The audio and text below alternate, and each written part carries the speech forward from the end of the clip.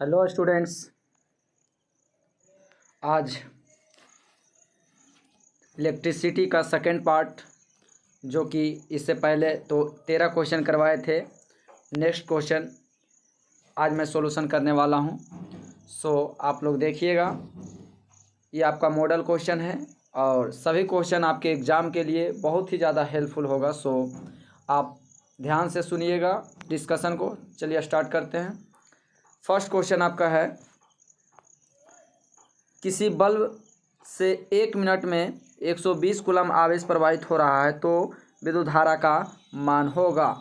यहाँ आपसे पूछ रहा है विद्युत धारा, तो आई बराबर हम जानते हैं क्यू बटा टी होता है। क्या होता है? क्यू बाई टी होता है। यहाँ कितना दे रहा है? 120 कूलम दे रहा है ना। और ये आपका 1 मिनट में पूछ रहा है, तो 1 मिनट में 60 सेकेंड होता है, तो 60 सेकेंड, 60 दूना 120। आपका 2 एम्पियर धारा प्रवाहित हो रहा है। कितना? 2 एम्पियर। आपका option number B is the right answer. चलिए नेक्स्ट क्वेश्चन की ओर चलते हैं। नेक्स्ट क्वेश्चन आपका क्या है? नेक्स्ट क्वेश्चन आपका है क्वेश्चन नंबर 15। किसी बल्ब से 220 वोल्ट पर 2 एम्पियर धारा की प्रवाहित होती है तो फिलामेंट का प्रतिरोध होगा। यहाँ आर पूछ रहा है, तो आर हम ओम्स लॉ में बताए हैं। ओम्स लॉ में कि किसी चालक से प्रवाहित होने वाला विद्युत धारा चालक के 2 सिरों के बीच के विभवांतर का सीधा समानुपाती होता है, मतलब V directly proportional to I। और यहाँ से आपका अगर समानुपात का चिन्ह हटाइएगा तो R आ जाएगा और ये I, तो यहाँ से आपका आया V बराबर IR। लेकिन यहाँ से आप सब पूछ क्या रहा है? यहाँ से आपसे पूछ रहा है प्रतिरोध, तो प्रतिरोध R बराबर क्या हो जाएगा? V बटा I हो जाएगा। चलिए, तो V का मान आपका देखिए 220 वोल्ट है। थोड़ा सा देख लीजिए, 220 और प्रतिरोध कितना दे रहे हैं? सॉरी, एम्पियर कितना दे रहा है? 2 एम्पियर, तो 11 दूनी 22, मतलब 110 हो जाएगा।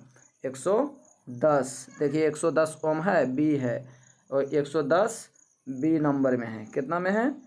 बी में। B is the right answer. चलिए नेक्स्ट क्वेश्चन की ओर चलते हैं। क्वेश्चन नंबर 16 का था, विद्युत शक्ति का एसआई मात्रक होता है। तो विद्युत शक्ति का एसआई मात्रक क्या होता है? वाट होता है। लेकिन यहाँ से एक ऊर्जा का एसआई मात्रक भी होता है, लेकिन क्वेश्चन वाइज डिस्कशन करते हैं, देखते हैं। ये आपका विद्युत शक्ति का एसआई मात्रक वाट होता है। वोल्ट किसका होता है? विद्युत विभव का होता है। एम्पियर किसका होता है? विद्युत धारा का होता है। और ओम किसका होता है? प्रतिरोध का होता है। चलिए नेक्स्ट क्वेश्चन की ओर चलते हैं। क्वेश्चन नंबर नेक्स्ट आपका है 17 में, कौन विद्युत का सर्वोत्तम सुचालक है? मतलब कौन सा चालक है, मतलब किस जिसमें सर्वोत्तम करंट, सबसे अधिक करंट प्रवाहित होता है? तो ये आपका कॉपर है, Ag4 बोले तो चांदी है, Al बोले तो एल्युमिनियम है, Fe4 बोले तो आयरन है। तो इसमें आपका हो जाएगा क्या? चांदी, Ag। Option number B is the right answer. चलिए नेक्स्ट क्वेश्चन की ओर चलते हैं। नेक्स्ट क्वेश्चन आपका है क्वेश्चन नंबर 18 से देखिए, विभवांतर मापने वाला यंत्र को कहा जाता है?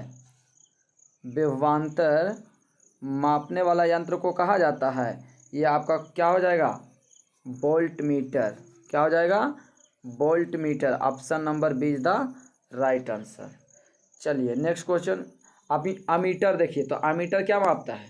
तो अमीटर आपका एक यंत्र है जो कि विद्युत धारा, मतलब विद्युत धारा को मापा जाता है किस में?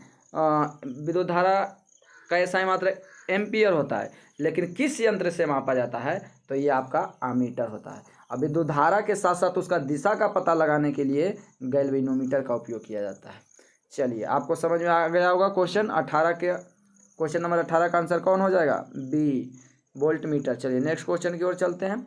कहा था 1 वोल्ट कहा जाता है, मतलब 1 वोल्ट कहलाता है। तो यहाँ ये आपको V बराबर आध होना चाहिए W बटा Q। तो W का एसआई मात्रा क्या होता है? जूल, और इसका कूलाम। तो 1 जूल और बटा 1 कूलाम। तो देखिए 1 जूल और बटा 1 कूलाम है, जूल पर coulomb. Option number B is the right answer. चलिए नेक्स्ट क्वेश्चन की ओर चलते हैं। कहा था 1 किलोवाट घंटा बराबर होता है। देखिए इस क्वेश्चन में बहुत बड़ा रहस्य है। कह रहा 1 किलोवाट घंटा होता है, तो 1 किलोवाट एक यूनिट को कहा जाता है। अगर ऊर्जा में देता तो 3.6 × 10⁶ जूल होता। क्या होता? 6 जूल होता। ये 1 यूनिट के बराबर होता है। 3.6 × 10⁶ जूल, और ये 1 यूनिट के बराबर होता है। जैसे बिजली विभाग जो आता है तो यूनिट पर पैसा लेता है। 1 यूनिट का आने का मतलब है कि 1000 वाट को जब आप कितना जलाइएगा, 10 घंटा जलाइएगा, सॉरी 1000 वाट को 1 घंटा जलाइएगा ना, तो आपको 1 यूनिट के बराबर होगा, 1 यूनिट ऊर्जा खपत होगा। जैसे हम यहाँ तो एक्सप्लेन नहीं कर सकते, छोटा सा डिस्प्ले है इसलिए हम एक्सप्लेन नहीं कर पाएंगे। क्योंकि देखिए 1 किलो वाट घंटा, 1 किलो वाट, 1 किलो मतलब 1000 वाट होगा ना, और घंटा, 1 घंटा में कितना मिनट? 60 सेकेंड, और 60 मिनट को हम सेकेंड में बदलेंगे तो 60 से अब ये हो गया कितना? 36, 36 2 और 3, 5 शून्य हो गया। कितना शून्य हो गया? 5 शून्य हो गया। अब मतलब कि 5 शून्य का मतलब 36 × 10⁻, कितना हो जाएगा? 5 हो जाएगा। अब यहाँ से थोड़ा सा देखिएगा, आगे बताते हैं। आपका आया 36 × 10⁻5। यहाँ से थोड़ा सा आगे देखते हैं, आपको बता करके देखिए। ये आपका 36 × 10⁻5 आया। अब यहाँ से देखिए 10 से भाग देंगे और 10 से गुना करेंगे, तो ये देखिए आ जाएगा 3.6 और गुने 10⁻5 आएगा यहाँ पर, तो 10⁻6 ये आपका जूल में आ गया, कुछ में आ गया। तो ये 1 यूनिट के बराबर होता है, 1 यूनिट के बराबर होता है। चलिए, आपको समझ में आया होगा। नेक्स्ट क्वेश्चन की ओर चलते हैं। क्वेश्चन नंबर आपका 21 है।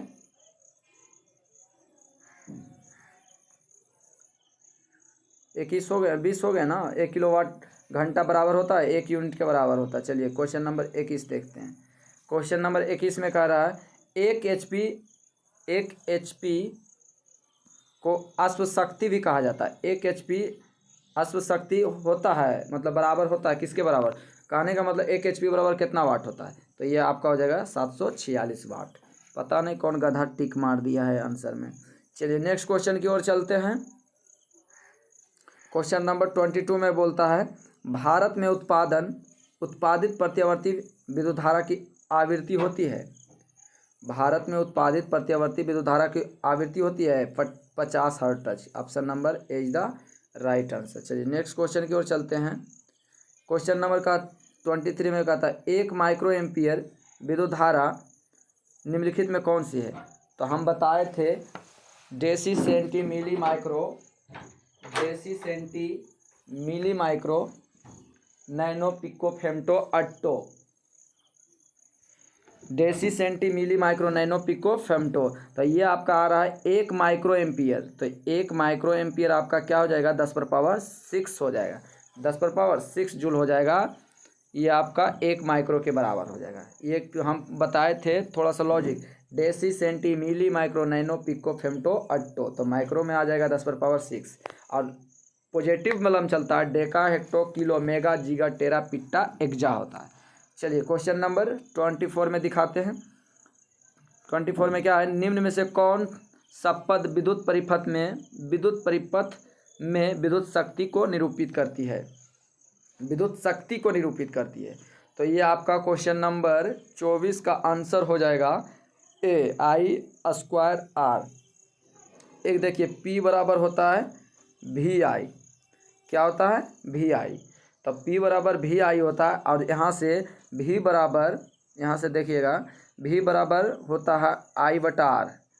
V बराबर IR होता है, V बराबर IR होता है, और एक I पहले से है, और V बराबर IR ना। हाँ, तो देखिए I × I तो क्या हो गया? I², और ये R आ गया, ये P के बराबर आ गया। P क्या दर्शाता है? विद्युत शक्ति। आपको नहीं समझ में आया होगा। देखिए फिर से हम इसको डिस्कशन करते हैं, थोड़ा सा ध्यान से देखिएगा। ये आपका है, एक फॉर्मूला बताए थे विद्युत शक्ति से रिलेशन में, P बराबर VI होता है, ये होता है, ठीक ना। अब हम जानते हैं V बराबर ओम्स के लॉ में V बराबर IR।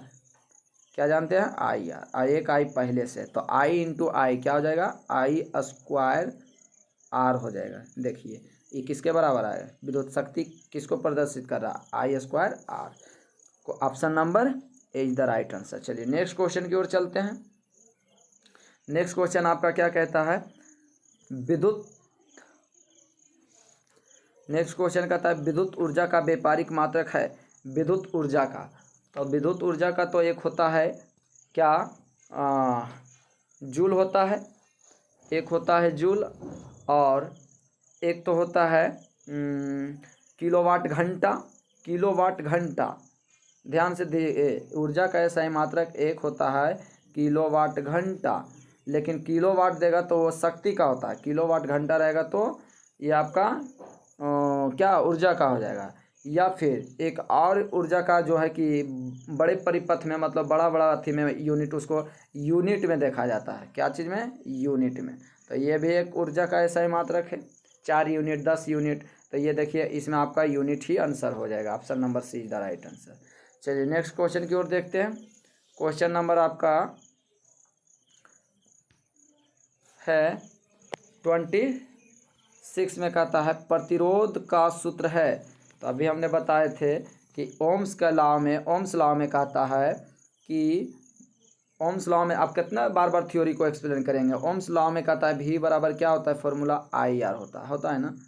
तो इसमें आपसे पूछ रहा है प्रतिरोध आपका R है, तो R बराबर क्या हो जाएगा, इधर गुना इधर आ जाएगा, आएगा तो क्या में भाग में हो जाएगा, तो V/I हो जाएगा, V/I, मतलब R बराबर V/I। तो देख लीजिए V/I कहीं है, option number C is the right answer. चलिए नेक्स्ट क्वेश्चन की ओर चलते हैं। नेक्स्ट क्वेश्चन आपका है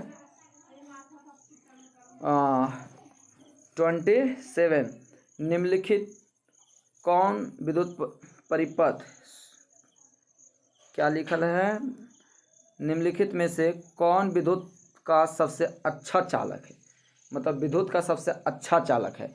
तो ये तो आपको ऑप्शन झलक रहा है चांदी, क्या है, चांदी, option number A is the right answer. चलिए नेक्स्ट क्वेश्चन की ओर चलते हैं। क्वेश्चन नंबर 28 में क्या है, विद्युत बल्ब का फिलामेंट किस धातु का बना होता है। ये आपको बहुत ज़्यादा क्वेश्चन पूछा जाता है आपके एग्जाम 10th एग्जाम में, इसलिए आप थोड़ा सा ध्यान दीजिएगा। विद्युत बल्ब का फिलामेंट किसका बना होता है, ये आपका टंगस्टन का होता है, option number D is the right answer. चलिए नेक्स्ट क्वेश्चन की ओर चलते हैं। नेक्स्ट क्वेश्चन आपका 28 तक हुआ ना, नेक्स्ट क्वेश्चन आपका होगा 29 से, क्वेश्चन नंबर 29 से देखिए आपका क्वेश्चन नंबर 29 क्या है। क्वेश्चन नंबर 29 देखिए क्या है, 1 यूनिट विद्युत ऊर्जा का मान होता है। अभी इससे जस्ट पहले हमने निकाले थे, 1 यूनिट ऊर्जा का मान कितना लाए थे, 3.6 × 10⁶ joule, option number D is the right answer. देखिए कितना बार पूछा गया, 2019, 2021 और बहुत सारा एग्जाम, मतलब कि हमेशा ये रिपीटेड क्वेश्चन है एग्जाम के लिए। चलिए नेक्स्ट क्वेश्चन 30 में कह रहा है कि किलो पर घंटा एक इकाई है। किलो पर घंटा किसका ऐसा मात्रक है। तो शक्ति बराबर हम जानते हैं क्या, शक्ति P बराबर VI, या फिर आपका हो जाएगा, देखिए शक्ति P पावर जिसको बोलते हैं, पावर का फॉर्मूला पहले क्या होता है, शक्ति बराबर कार्य बटा समय। तो कार्य का ऐसा ही मात्रक क्या होता है, कार्य का ऐसा ही मात्रक आपका जूल भी होता है, किलोवाट घंटा भी होता है। यहाँ से देखिए किलोवाट घंटा, और यहाँ से P बराबर W बटा कार्य बटा समय हो रहा है, और यहाँ से जानते हैं यहाँ से किलोवाट। अच्छा, तो यहाँ से किलोवाट तो एक तुम्हारा शक्ति का भी एक खुदे यूनिट है। तो यहाँ से तुमसे पूछ रहा है किलो पर घंटा इकाई है, तो किलो पर घंटा आपका क्या हो जाएगा, समय का हो जाएगा, option number B is the right answer. चलिए नेक्स्ट क्वेश्चन की ओर चलते हैं। नेक्स्ट क्वेश्चन आपका क्या है, क्वेश्चन नंबर आपका 31, विद्युत बल्ब में कौन सी गैस भरी जाती है। तो विद्युत बल्ब में कौन सी गैस भरी जाएगी, निष्क्रिय गैस। कौन सा गैस, निष्क्रिय गैस। चलिए नेक्स्ट क्वेश्चन की ओर चलते हैं। क्वेश्चन नंबर 32 में बोलता है कि इलेक्ट्रॉन पर आवेश होता है। तो एक इलेक्ट्रॉन पर आवेश कितना होता है, 1.6 गुने 10⁻⁻19 कूलम होता है। कितना होता है? 19 कूलम होता है। ये आपका हो जाएगा ऑप्शन नंबर सी और डी। देखिए तो दोनों एक ही तरह दिख रहे हैं, है ना। ऑप्शन नंबर सी है जो कि सेम क्वेश्चन दिख रहा है, ऑप्शन दोनों एक है, कौन? सी और आपका डी। तो ये हो जाना चाहिए 1.6 गुने 10⁻⁻19 कूलम, ये प्लस होना चाहिए, ठीक है, ऑप्शन नंबर सी। चलिए नेक्स्ट क्वेश्चन की ओर देखते हैं। क्वेश्चन नंबर आपका 33 बोल रहा है। ये तो आपका डिस्कशन करना पड़ेगा, फिर भी देख लेते हैं, प्रयास करते हैं बनाने का। ये आपका दे रहा चित्रानुसार एमीटर द्वारा पड़ी गई धारा का मान निकालना है, मतलब धारा बताना है कि कितना करंट प्रवाहित होगा। तो यहाँ से देखिए कह रहा है कि आर का मान दिले है, अच्छा यहाँ वोल्ट दिले है, प्रतिरोध दिले है, ये एम्पियर देना चाहिए 1.5। इसको डिस्कशन करेंगे बोर्ड पर, तब जाकर के सही ढंग से समझ में आएगा। इसका आपका आंसर मैं बता दूं कि इसका आंसर हो जाएगा आपका 0.5 एम्पियर। क्या हो जाएगा? 0.5 एम्पियर।